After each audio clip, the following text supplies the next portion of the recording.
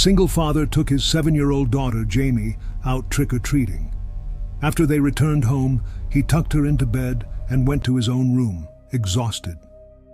A few minutes later, little Jamie walked into his bedroom, nervously whispering that someone was hiding in her closet. Assuming it was just an overactive childish imagination fueled by Halloween candy, the father assured her she was safe and sent her back to bed.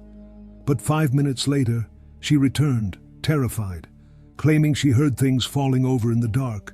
A sudden, sharp instinct kicked in. The father walked his daughter back to her bedroom, turned on the lights, and jokingly asked out loud if anyone was in there. From inside the closed closet, a heavy thud echoed in the silence. The father screamed for Jamie to run next door and call the police. He ripped the closet doors open. Sitting on top of his daughter's toy box in the dark was his neighbor's teenage son, Randy. Furious, the father grabbed the teenager by the collar, dragged him outside, and shoved him into his parents' house next door, threatening to call the police if he ever came near his daughter again. Randy confessed that he and another friend had snuck in through a window while the house was empty. The father's heart stopped. He asked if the other kid was still inside. Randy nodded. The father sprinted back into his own house. Standing in the middle of Jamie's bedroom was another older teenager named Daryl. But the absolute most sickening part was what Daryl was holding. He was tightly gripping a pair of little Jamie's underwear.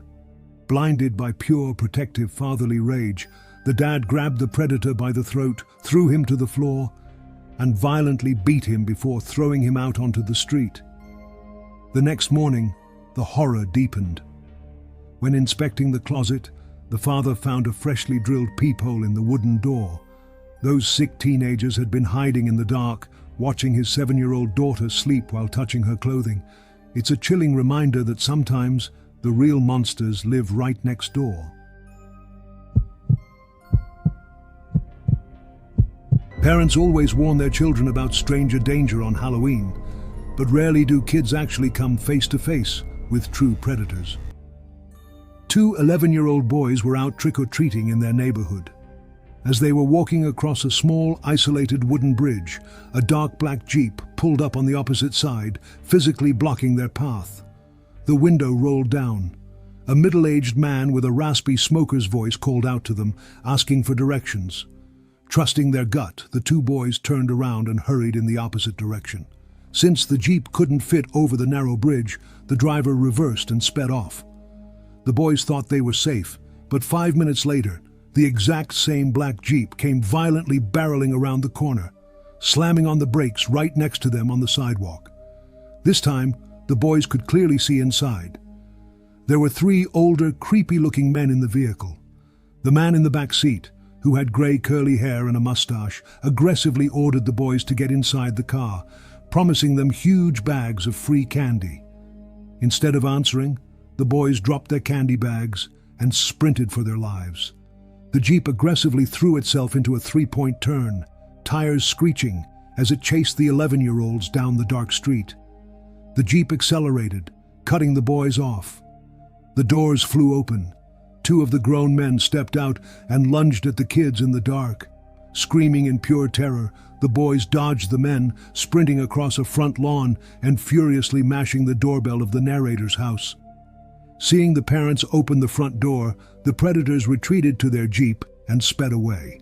The terrified mother immediately called 911, giving a perfect description of the black Jeep and the 3 men. Realizing the kidnappers now knew where the family lived, the police agreed to park an unmarked cruiser at the end of the street.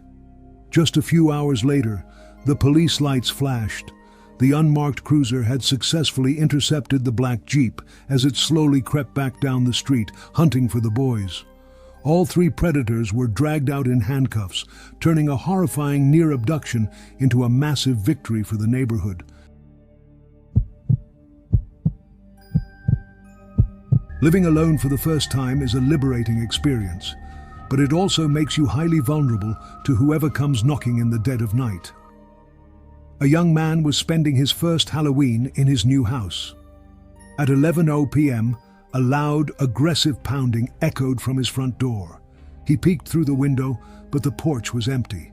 Assuming it was just annoying teenagers playing ding-dong ditch, he ignored it, locked all his doors, and went to sleep. At 2 a.m., he was violently jolted awake. The heavy, aggressive pounding had returned. Annoyed, he sat up in bed, preparing to yell out the window. But as his ears adjusted to the dark, a wave of freezing terror washed over him. The pounding wasn't coming from the front door downstairs, it was coming from his bedroom door. Someone was standing right in the hallway inside his house. The intruder realized he was awake and began violently rattling the bedroom doorknob, throwing their heavy body weight against the wood, trying to bust the door down.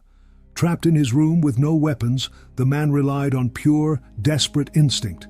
He grabbed his iPhone, connected it to his high-powered Bluetooth speaker system, opened YouTube, and played a raw, unedited sound effect of a .45 caliber gunshot at maximum volume. The deafening crack of gunfire echoed through the dark house. The man screamed through the door. "That was a warning shot. The next one goes in your head." It worked flawlessly. The terrifying sound of heavy boots frantically sprinting down the hallway and out the front door filled the silence. When the police arrived, they found the front door wide open, its lock picked clean. If not for his quick thinking, the intruder would have undoubtedly breached his bedroom.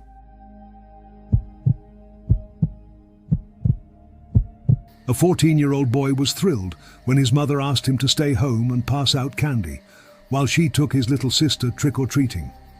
Around 8:01 p.m., the kitchen phone rang. He picked it up, but no one answered. Over the next hour, the phone rang several more times. Each time he answered, there was only dead silence, accompanied by heavy, raspy breathing. Assuming it was his best friend Steve playing a dumb prank, the boy told him to knock it off. But the final time the phone rang, a deep, unnaturally distorted voice whispered, "I'll be paying you a visit tonight." 30 minutes later, the entire house was suddenly plunged into pitch-black darkness. The power had been completely cut. Before the boy's eyes could even adjust, a violent, aggressive pounding erupted on the heavy front door. Terrified, the boy screamed. Suddenly, he heard muffled laughter from outside. He opened the door to find his friend Steve holding his stomach and laughing hysterically. Furious, the boy yelled at Steve for making the creepy phone calls and shutting off the power. Steve looked confused. He admitted to making the heavy breathing phone calls as a joke, but he swore he hadn't spoken, and he definitely hadn't touched the power. The boy's stomach dropped. He grabbed a flashlight, and the two friends walked around to the side of the house to check the external fuse box. The heavy metal cover had been pried open. The thick main power cables hadn't just been switched off. They had been aggressively snipped in half with a pair of heavy wire cutters. The boys sprinted back inside, locked the doors, and called the police. Steve's prank phone calls were just a terrifying coincidence.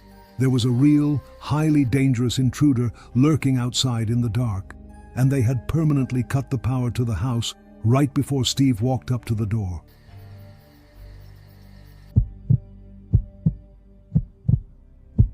Extreme haunted house attractions are designed to push your boundaries, but the fear is always supposed to end the moment you step off the property. A group of 20-year-olds visited a highly rated local attraction called Journey to the Basement. The maze was terrifying, ending in a pitch-black basement where the guests had to feel their way through the dark to find an exit key. After surviving the pitch-black basement, the group dropped their key in the return bin outside and began walking home.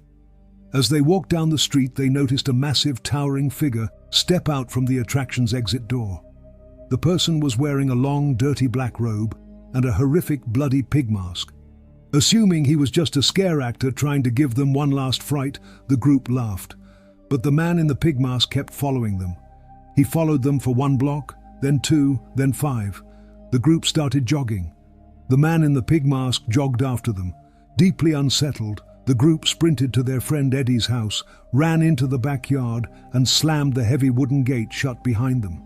10 seconds later, the gate slowly creaked open. The massive man in the pig mask stepped into the private backyard, walking aggressively toward them. Eddie screamed for his father. The back door flew open, and Eddie's dad stepped out, absolutely furious, pointing a loaded pistol directly at the masked stalker's chest. Instantly, the creepy facade dropped. The masked man threw his hands up in terror, screaming that he was only 27 and begging not to be shot. Eddie's dad ordered him off the property forever. The next day, the group contacted the haunted house management to report the rogue employee. The manager's response was chilling. They had absolutely no employees working that night in a pig mask. A dangerous stranger had slipped into the pitch-black basement with them and followed them home in the dark. Sometimes the creepiest encounters on Halloween don't involve a chase at all. They just involve being watched by the wrong person. A group of friends was out trick-or-treating in a busy neighborhood. As they walked down the sidewalk, they passed a man standing completely motionless in the shadows of a front yard. He was wearing a featureless mask and holding an old-fashioned glowing lantern. As the kids walked past him, the man slowly rotated his entire body, following them with his eyes. Unnerved, the kids hurried to the next house, but as they continued down the street, the masked man kept appearing. He was always standing completely still in the distance, holding the lantern, just watching them. He never seemed to run, yet he always managed to keep up with their pace. At one house, they got their candy and turned around to head back to the street. Standing right at the end of the driveway, blocking their path, was the man with the lantern. Terrified, the kids frantically knocked back on the house's front door and told the homeowners. Seeing the adults come out, the masked man silently turned and walked away down the street. Later that night, the kids found out exactly what that man was doing. An adult family friend reported seeing the exact same masked man with the lantern hiding behind a tree near the park, actively waving at little kids, trying to lure them into the dark. He only backed off and disappeared when the man threatened to call the police. Moving into a new home is always stressful, but moving into a new house on Halloween night is a recipe for a paranormal disaster. A family had just finished unpacking the last of their boxes in their massive new house in Mississauga, Ontario. Exhausted, the narrator went up to bed around 11:30 p.m. As he tried to sleep, he clearly heard heavy footsteps pacing up and down the upstairs hallway. Assuming it was his siblings, he went downstairs to yell at them, only to find his entire family working quietly in the basement. Feeling a deep, unsettling chill, he went back to his room. At 12:30 a.m., a loud, aggressive pounding echoed from his parents' bedroom door down the hall. He peeked outside, but the long, dark hallway was completely empty. Terrified, he retreated to his bed and pulled the blankets up tight. Suddenly, his own bedroom door slowly creaked open. The room was freezing. Very light, almost silent footsteps began to slowly move closer to the edge of his mattress. The narrator rolled over, expecting to see his sister pulling a late-night prank. Standing directly next to his bed in the pitch black was a terrifying, shadowy figure that was at least 7 feet tall. The narrator choked on his own breath, completely paralyzed by fear. The massive figure leaned down over the bed and in a deep, unnatural voice simply whispered, "Boo." The narrator let out a blood-curdling scream. His parents burst into the room and flipped on the lights, but the giant figure had completely vanished into thin air, leaving behind a terrifying welcome to their new home.